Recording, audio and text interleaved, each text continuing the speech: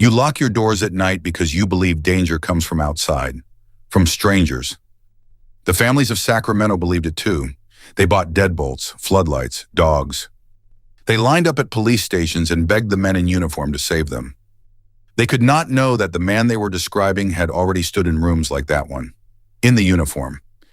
For 12 years, California hunted a monster. Why did no one look at a man who was paid to hunt monsters? 13 murders, about 50 rapes, more than 120 burglaries, one man. He was never caught running. He simply stopped and stayed invisible for 32 years. This is the man who slept 12 miles from his crime scenes.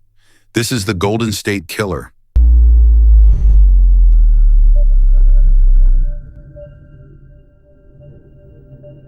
Visalia, California, 1974.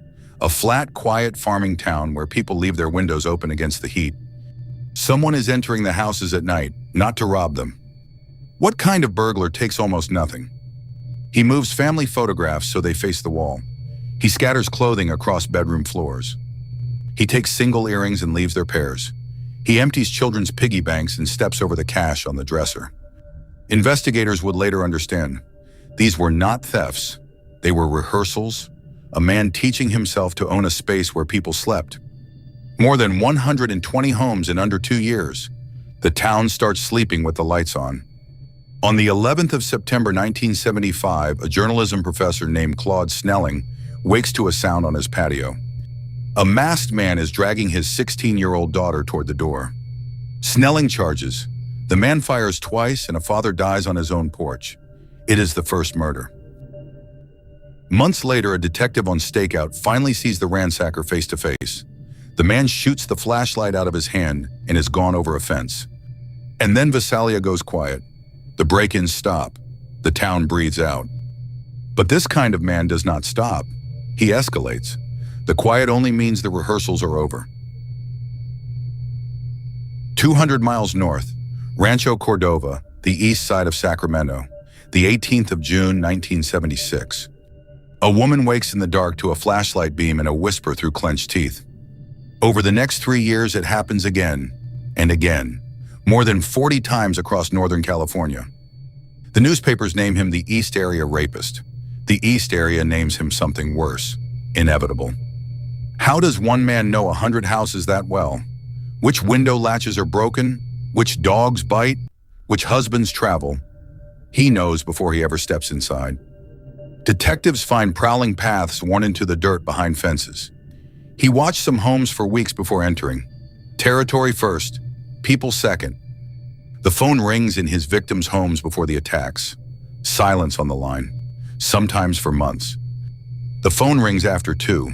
The same clenched whisper, "I'm going to kill you," years after. Why would a predator call back? Because the fear was never a side effect, it was the product. When couples are home, he does something the detectives have never seen. He stacks dishes from the kitchen onto the man's back and whispers, "If I hear these plates fall, everyone dies." Psychologists call it engineered helplessness. The plates turned a husband's own stillness into the weapon that held him down. Sacramento holds town meetings. Hundreds pack the halls demanding answers. At one meeting, a man stands up and declares that no attacker could ever control both him and his wife. Months later, that couple is attacked in their home. He had been in the room when the man said it, or close enough to hear. Who polices a neighborhood watch when the predator attends the meetings?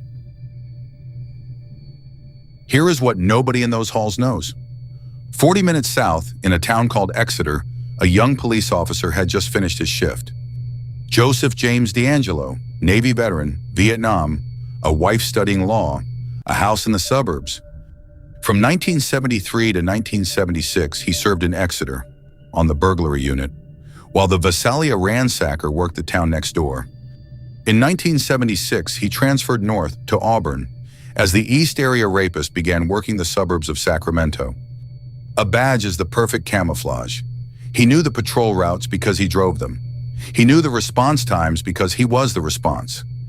Police composite sketches circulate. Neighbors report a clean-cut man in his 30s. Nothing holds. In 1978, the attacks turned lethal again. A young couple, Brian and Katie Maggiore, chased down and shot while walking their dog in Rancho Cordova. And in October 1979, Officer D'Angelo was caught shoplifting from a drugstore, a hammer and a can of dog repellent. A hammer, dog repellent. His chief fires him and thinks nothing more of it. Nobody asked the question that could have ended everything. What does a police officer need a hammer and dog repellent for? An entry tool and a way past the one alarm he could not switch off. That same month, 400 miles south in Goleta, a couple wakes to a man in a ski mask. They survive because a neighbor, an FBI agent, hears the screams and gives chase. The next couple is not so lucky. On the 30th of December 1979, Dr. Robert Offerman and Deborah Manning are found shot in their beds. Southern California now has its own phantom. They call him the original Night Stalker. March 1980, Lyman and Charlene Smith Ventura. August 1980, Keith and Patrice Harrington, Dana Point. 1981, Manuela Withun in Irvine.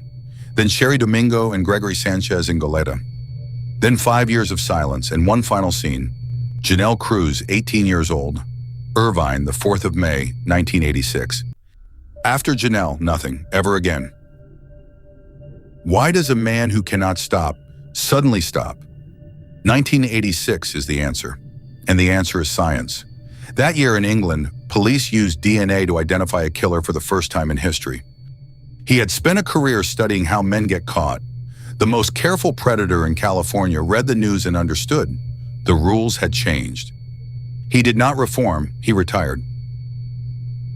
For 15 years, the files sit in 3 different jurisdictions that barely speak to each other.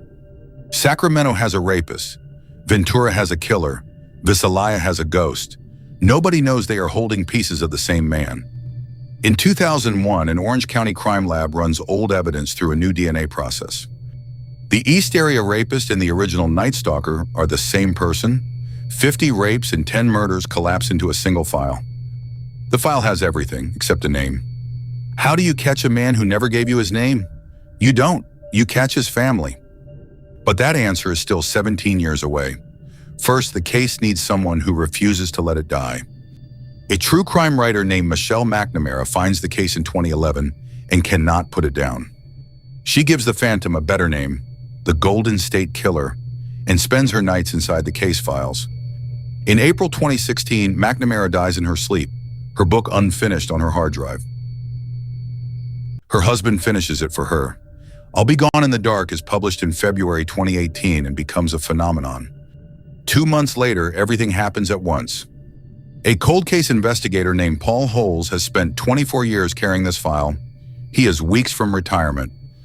He takes the killer's DNA profile and uploads it to a public genealogy website called GEDmatch. Here is the mechanism. You share roughly 12% of your DNA with a first cousin, around 1% with a third cousin. Enough people upload their DNA and every family in America becomes searchable, including the ones that never spat in a tube. The site returns matches, distant ones, third cousin range, strangers who share fragments of the killer's blood. A genetic genealogist named Barbara Ray Venter starts building family trees from those strangers, backward through time. Great-great-grandparents, census records, obituaries, yearbooks. The tree grows to thousands of names. How close is a third cousin? Close enough to hang a man. The first tree points to the wrong man. An elderly Oregonian, cleared by a court-ordered swab. The tree grows again. 4 months of quiet work. Then the branches narrow. Age, height, ties to Visalia, ties to Auburn. A Navy record, a name. Joseph James D'Angelo, 72 years old. A retired truck mechanic living in Citrus Heights. 12 miles from the East Area, inside it. He had never left the neighborhood. But a family tree is not evidence. How do you take DNA from a man you cannot ask? So they use the discard rule.